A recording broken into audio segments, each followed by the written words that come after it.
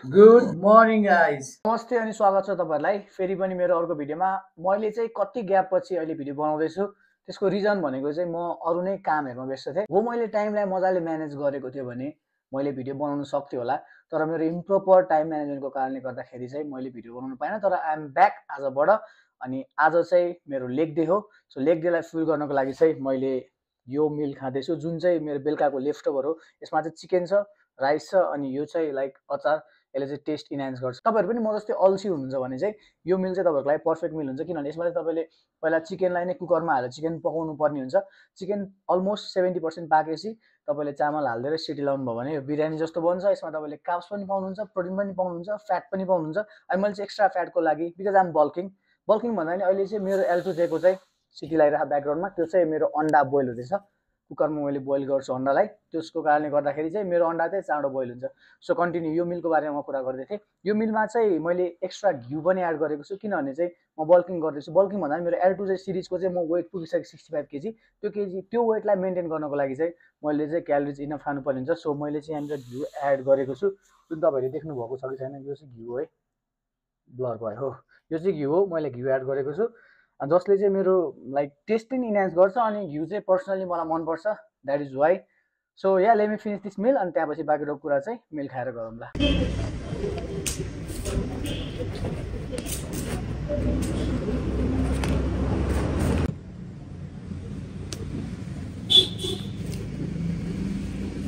Gym आइसक्यो अहिले नि। I'm planning to train leg आज। तर लेगमा चाहिँ म डेडलिफ्ट सुरु गर्छु, किनभने डेडलिफ्ट नगरेको थुप्रै टाइम भइसक्यो।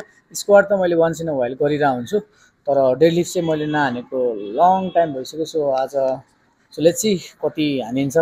सो गर्दै जाउँ, बडीले कति अलाउ गर्छ, कति हान्न मन लाग्छ। इन बिट्विन द सेट नै म डिसाइड गर्छु, अनि म तपाईँहरूलाई देखाउँछु मेरो आजको डेडलिफ्ट अनि पुरै लेग सेसन। सो आज चाहिँ म लेग चाहिँ नवीन दाइसँग ट्रेनिङ गर्दैछु। अब जिमभित्र छिर्छु and let's train leg together guys. Deadlift हान्दाखेरि नि स्टार्ट गर्दाखेरि कन्भेन्सनल हान्नु मन लाग्यो, जुन चाहिँ म रेयरली गर्छु। सो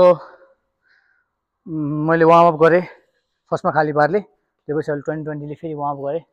अब 20, 35, 35, 70, 90 मेरो यो पनि वार्मअप नै हो। लेट्स सी आज 120सम्म आई विल गो कन्भेन्सनल, किनभने चाहिँ मेरो कन्भेन्सनल एकदम विक छ because I'm sumo deadlifter. Let's see आज चाहिँ कतिसम्म म हान्छु, मेरो बडीले कतिसम्म अलाउ गर्छ कन्भेन्सनल डेडलिफ्ट हान्नको लागि।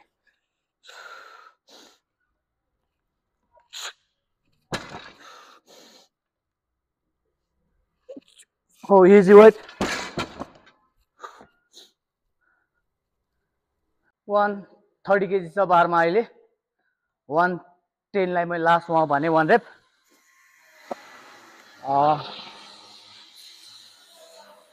इग्नोर त्यो ब्याकग्राउन्डको साउन्ड यहाँ, किन जिममा चाहिँ मेन्टेनेन्सको काम भइरहेको छ।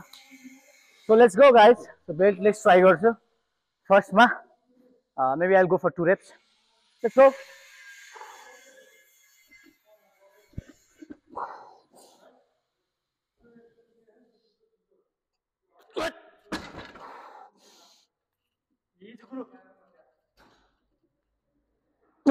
Let's go. Woo. भनेपछि 10-10 थप्नु पऱ्यो side. So he is going for 110 3 reps. मैले चाहिँ 130 हालेँ। So let's see. ओइ लक लगाइदिउँ है ल। Oh, good one. Chest up and pull it all out. Good one. Come on. Down. 2, 3. Come on. Last two. 5. Easy one. Last one. Last two. 2. 7 rep. 7 rep. Perfect. One more rep. That's it. Boy. यसको चाहिँ 2 set हान्नुपर्छ है। यही वेटमा, weight नबढाउने, यही वेटमा 2 set.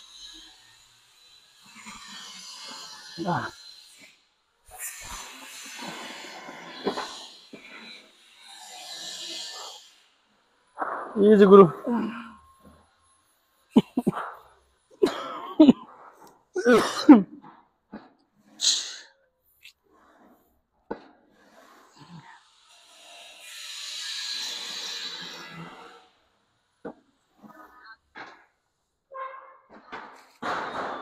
अनि 10 ल 30 हान्दिनु 30 20 र 10 हान्दिनु just 30 बनाउनु न 10 छ त्यहाँ यहाँ त्यहाँ 20 छ 20 10 हान्नु परेन 20 र 10 हाल्दिनु छ यहाँ 20 छ 10 छ त छ ल 10 हाल्दिनु हान्नु तपाईँ हान्नु 8 हान्नु 8 reps and rest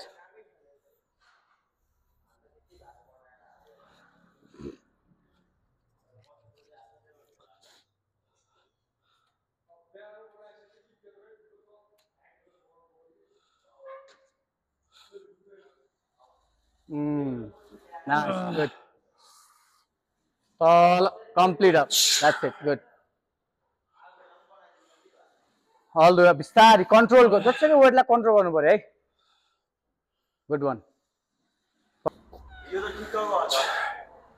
तपाईहरु चाहिँ एउटा प्रपर क्वाड डेभलप गर्न चाहनुहुन्छ र स्क्वाड पनि गर्न चाहनुहुन्न भने चाहिँ तपाईहरुको लागि चाहिँ बेस्ट मुभमेन्ट भनेको चाहिँ लेग एक्सटेन्सन त्यसमा चाहिँ तपाईहरुले स्टेबलाइजेसनमा काम गर्नु पर्दैन जस्ट बसेर निलाई एक्सटेन्सन मात्रै गर्दा हुन्छ तर त्यसमा पनि थोरै टेक्निकहरु चाहिँ तपाईहरुले अप्लाई गर्नुभयो भने चाहिँ तपाईहरुको चाहिँ लेग एक्सटेन्सन अझै बेटर हुन्छ तपाईहरुले चाहिँ एक्सटेन्ड गर्दाखेरि फ्लेक्स गर्दाखेरि दुवै मोमेन्टमा चाहिँ वेटलाई चाहिँ एकदम कन्ट्रोल वेमा लानु भने चाहिँ तपाईको इन्टायर क्वाडको डेभलपमेन्टमा चाहिँ इन्टायर क्वाड टार्गेट गर्छ यसले इन्टायर क्वाड डेभलपमेन्ट गर्नुको लागि चाहिँ यसले चाहिँ बबालहरु गर्छ तपाईहरुलाई सो तपाईहरुको चाहिँ अब कमिङ लेग सेसनमा चाहिँ तपाईहरुले चाहिँ स्क्वाड गर्न चाहनु भएन भने चाहिँ तपाईको बेस्ट रिप्लेसमेन्ट भनेको चाहिँ क्वाड डेभलपमेन्टको लागि है बेस्ट रिप्लेसमेन्ट भनेको चाहिँ लेग एक्सटेन्सन हुन सक्छ साथसाथै लेग प्रेस पनि हुन सक्छ सो यही ट्राई गर्नु and thank मिलेटे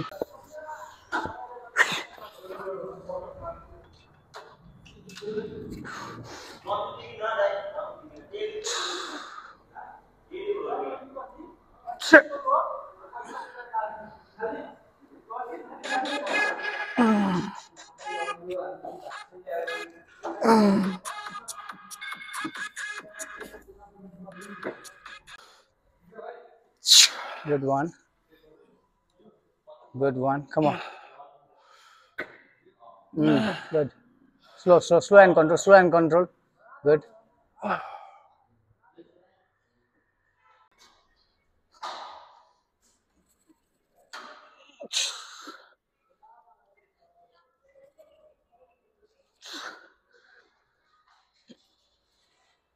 Shit.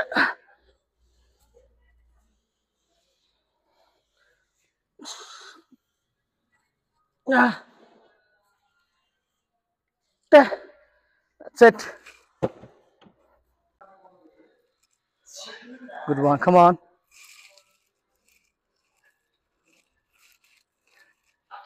Good.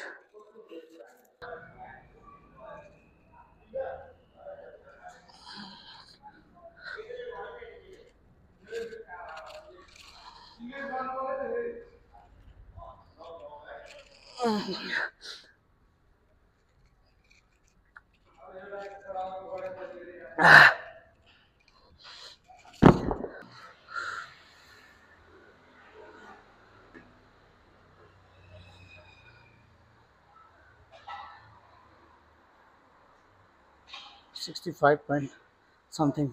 Weight देख्नुभयो भर्खरै म 65 point something छु somewhere around 66.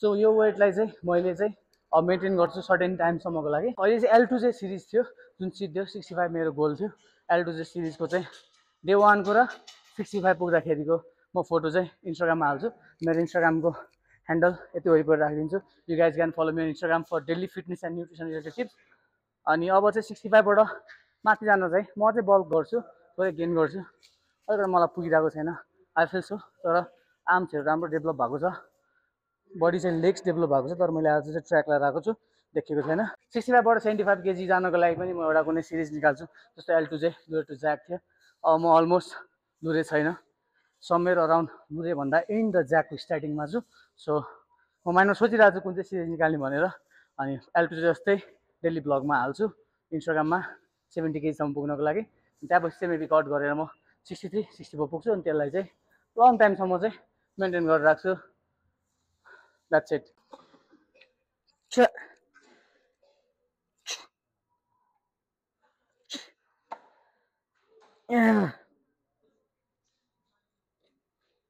क्राफ्ट ट्रेनिङको चाहिँ तपाईँहरूलाई थोरै ह्याक भन्छ है, ह्याक भन्दा नि टिप्स। काफमा चाहिँ दुईवटा मसल हुन्छ, ग्यास्ट्रोनिमस र सोलियस। स्ट्यान्डिङले चाहिँ डोमिनेन्टली ग्यास्ट्रोनिमस ट्रेन गर्छ भने चाहिँ सिटेडले चाहिँ सोलियस। तर तपाईँहरूसँग अप्सन छैन जिममा, तपाईँको जिममा चाहिँ सिटेड र स्ट्यान्डिङ दुइटै मेसिन छैन भने चाहिँ मोस्ट प्रोबेबली धेरै जस्तो जिममा चाहिँ स्ट्यान्डिङ हुन्छ। स्ट्यान्डिङलाई मात्रै तपाईँहरूले प्रोग्रेसिभली ओभरलोड गरेर ट्रेन गर्नुभयो भने चाहिँ तपाईँहरूको ग्यास्ट्रोनिमस पनि ट्रेन हुन्छ, सोलियस पनि ट्रेन हुन्छ। हो डोमिनेन्टली ग्यास्ट्रोनिमस ट्रेन हुन्छ, तर ग्यास्ट्रोनिमसको साथसाथै तपाईँको सोलियस पनि ट्रेन हुन्छ र त्यसलाई नै प्रोग्रेसिभली ओभरलोड गरेर ट्रेन गर्नुभयो भने तपाईँहरूको काफ ओभरअल डेभलप हुन्छ, बबाल हुन्छ काफ।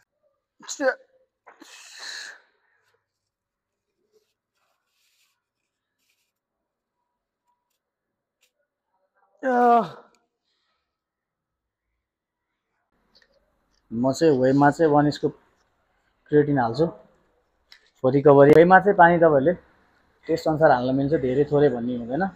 जब कसैलाई धेरै पानी खान मन लाग्यो धेरै हाल्दा भयो, थोरै पानी खानु मन लाग्नेले थोरै हाल्दा भयो। बिल्कुल लागेन यार।